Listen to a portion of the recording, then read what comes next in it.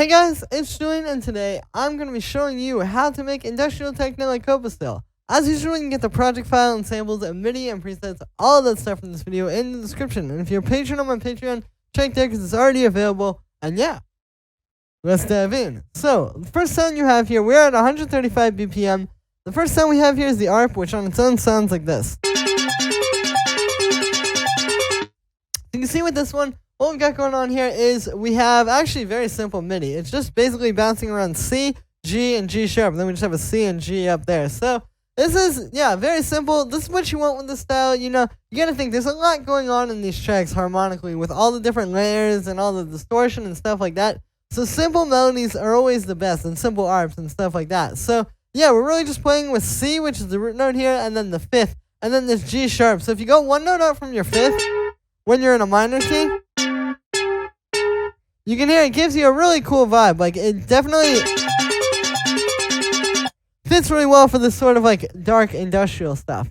For the sound on this one, it's made using operator. What we have here is 3 sine waves. You can see I've just got them all at pretty much the same octave except for the third one, which is an octave up. And then I've got these detunes. So I'll turn off the detune. Here's what it sounds like just normal. You can hear it sounds alright. I mean, it's still cool notes and stuff, cool sounds like on the synth. But in terms of the actual sound, it's not that interesting. So if we detune these, you can hear that's how you get this really cool and creative kind of ARP where it just doesn't sound like anything else. Like, you can't get the sound any other way than by detuning FM synthesis. So yeah, definitely recommend trying that if you're trying to make these more like chaotic sounding ARPs. I've got those all going into a low pass filter. You can see we just got an envelope on that. And then that is it for inside of the synth. After that, I have a bit of chorus. You can see I've got the feedback up pretty high on that, so this just helps to add, for one, it spreads the sound out, but it also adds that more like metallic texture to it. Here's without it. And then with it. So you can hear how that's just kind of like giving it a little bit more of what we were trying to get out of the synth. After that, I have a bit of drum bus to fatten the sound up.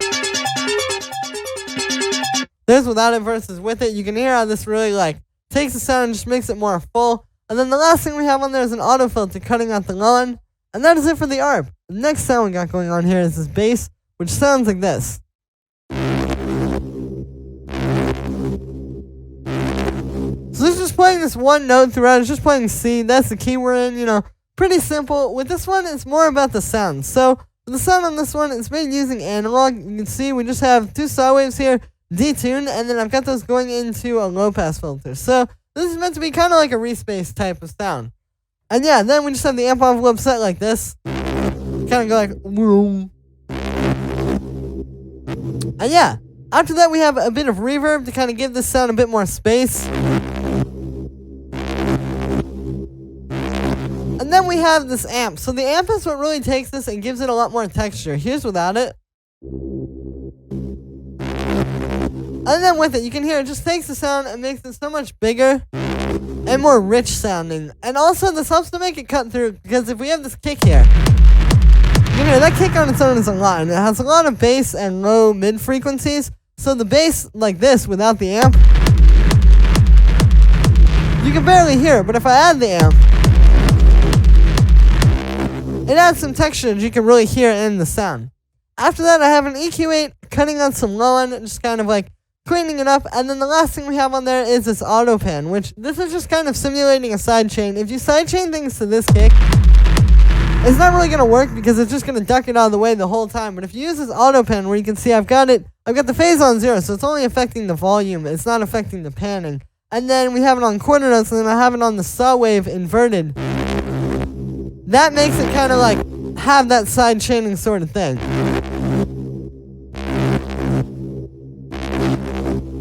And yeah, that is it for the bass. The next sound we have here is the lead, which sounds like this. So for the notes on this one, it's really, really simple. It's just playing G and G sharp. Again, we talked about that in the beginning. Those are the 5th, and then 1 note up from the 5th in this key. The main thing with this is, like, even though it's just playing those 2 notes, you hear it playing off of the bass. So you're hearing that, like, kind of dark sounding chord there from those 2 instruments. And that's a really great technique. You know, you don't always just have to have the chords. Like, you could have something like this where if you want to have a with the C underneath it, you can have two different instruments playing that, and it kind of spreads it out and makes it a bit more interesting to listen to.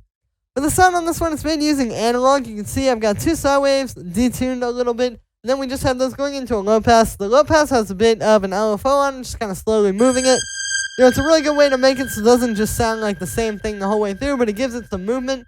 And yeah, then I got the amp envelope set like this, and then the last thing inside the synth here is we just got a bit of vibrato to give it that kind of like and then a bit of unison, which makes it sound bigger and more spread out. Here's without those. And then with them. So you can hear subtle details, but the small details make a big difference. I talk about this a lot in my videos. Like, if you add up all the little details, like, okay, for example, detuning the ARP, or adding the LFO on the filter, or, adding this vibrato and unison here, like, if you add all those up, if you took them out of the track, it would be a completely different track. So the little details really make a big difference. After that, I have a bit of chorus just to kind of spread the sound out. Here's without it. And then with you can hear, it's subtle, but it just gives it more of that like chorusy, warbly sort of sound. Then we have a bit of reverb, spreading the sound out and giving it some decay. And then the last thing we have on there is an auto pan, doing another one of those simulated side chains.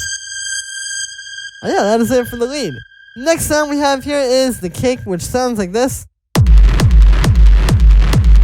So this one is pretty simple. I've just started with this kick sample.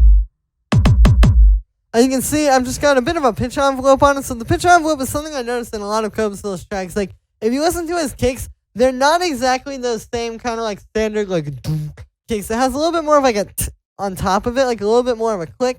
This is how you get that, is using a pitch envelope. You could even do more.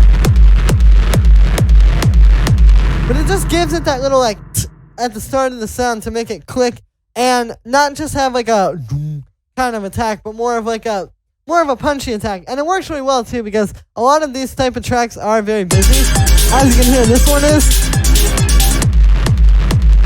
So by adding that, it can make the kick punch through more because you're hearing that click right at the start. After that, we have a bit of saturation. I've got this up just 2.86 dB, you can see. And then we've also got the bass frequency up a little bit. So here's without this. And then with it, you can hear just kind of fountains kick up a little bit going into the rumble. And yeah, after that, we have the rumble. So the rumble is set up this way. I've got an audio effect rack, and we have a dry chain. And then we have the wet chain. So the way that I made the rumble for this kick was using reverb and echo. What we've got here is, yeah, you can see I've got a reverb and an echo together. With this style, you really don't want to just do one or the other because it can be kind of boring. These kicks need to be very textured and have a lot going on, and it's not something that you should just be able to hear and go, oh, there's just a simple delay, or oh, that's just a simple reverb kick. You want to make it a little bit more difficult to recreate like that. Not just to be difficult to recreate, but because it makes it more interesting when you're hearing this track, and it makes it have more kind of like mystique, and just makes it sound more creative in general. It's kind of boring to just hear like a reverb with a bunch of distortion on it. But if you do this, you can create something a little bit more interesting. So yeah, I got the reverb going into the echo there. Then we just have an auto filter. I'll show you here's without this. And then with it just kind of cuts off some of that harsh high end, because when I was putting this up against reference tracks, I noticed in a lot of his kicks, they have a lot of mid-range to them, but it doesn't have that like on top like that. So this just kind of cuts that. Then after that, we have this amp. So this is how you get the distorted sound. Here's without it.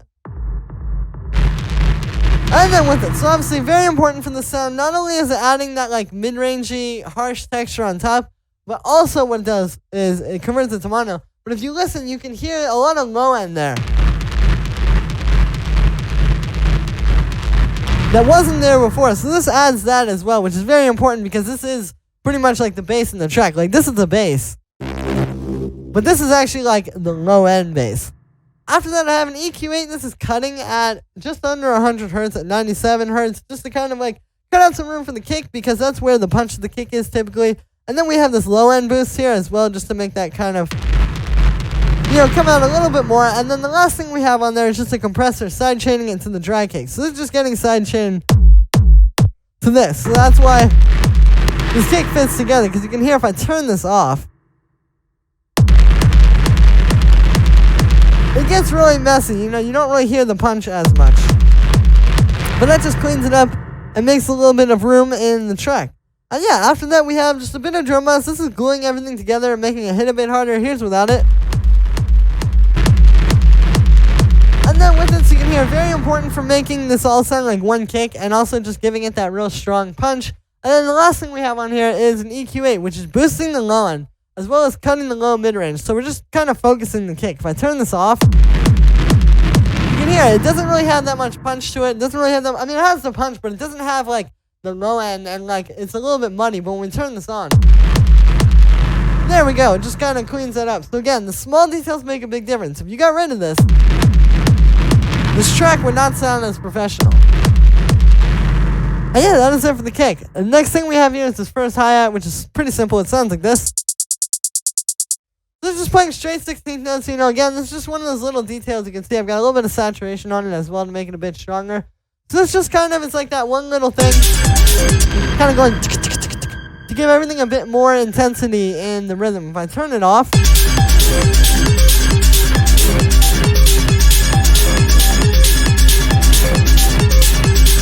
you can hear the overall track just doesn't have as much like of a strong rhythm to it, and it doesn't feel as intense.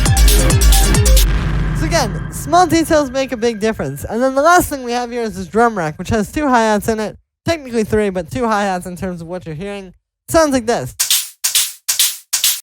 So what's going on here is we have this hi-hat, which you can see is just doing that little and the, and then we have the, which is 2 layers. It's this, kind of adding some like high end, and then this one, which is made using operator, and that just fills out the mid-range. So yeah, with this one, you know, pretty simple. The main thing here is the layering. So with these two, it's like I was trying to get the bright high end from this, but then I found when I put this up against other tracks in the style, it didn't quite hit as hard without that mid-range layer. It needs that like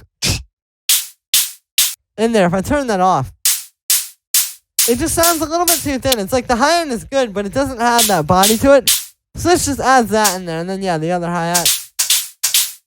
And there you go. So I really like using a drum rack like this for just like a few hi-hats, you know. Sometimes I get questions like, why don't you use drum racks? The reason why is it just would be really hard to mix if you had like the kick and this hi-hat and then these hi-hats all in one drum rack. But if you have like a few things and they're kind of fitting into the same space, this works really well for that. So that was the idea there. But yeah, and then I'll also show you how I made this operator hi-hat. You know, it's really simple. It's a great way to make layers like this though. Like if you need something to layer underneath like a really bright hi-hat, this is a really great way to do it because you can create exactly what you want. You don't have to sit there and look for samples. You can just do it. So this is just some white noise. And then it's going into a bandpass filter. That's how I'm shaping it to make it fit into the mid-range more. And yeah, and then on the drum rack, I just have a bit of drum bus just to kind of fatten these up and glue them together. Here's without it. And then with it, you can hear it really helps because you need these hi-hats to be really strong and fat in the mix. Then we just have an auto filter cutting out the low end, kind of cleaning the sound up a little bit. And then the last thing we have on here is an EQ8, which is just cutting out a bit of the high end. Yeah, you can hear without it versus with it. It's actually a very small detail. Like, it's not really doing a whole lot in the track. It just adds, like, just kind of cuts this back a little bit and focuses it more in the mid-range. With these style of tracks, you don't want, like, that so much in your hi-hats. This just kind of makes it focus more on, like, that, like, thickness in terms of the overall mix. So, that is going to be it for this one, guys. I hope you enjoyed. As always, make sure to like this video as well as subscribe. And let me know what you think of this video in the comments. Like I said in the beginning, you can get the full project file and samples and MIDI and presets, all of this stuff from this video in the description. So if you just want this kick, maybe you just want the hi-hat sample, maybe you just want the operator hi-hat to play with on your own, maybe you just want the ARP, whatever it may be, it's all available in the description, so make sure you go check for that. If you want to support me, this is a really great way to do it. And yeah, thank you so much, everyone, and I will see you tomorrow with another video.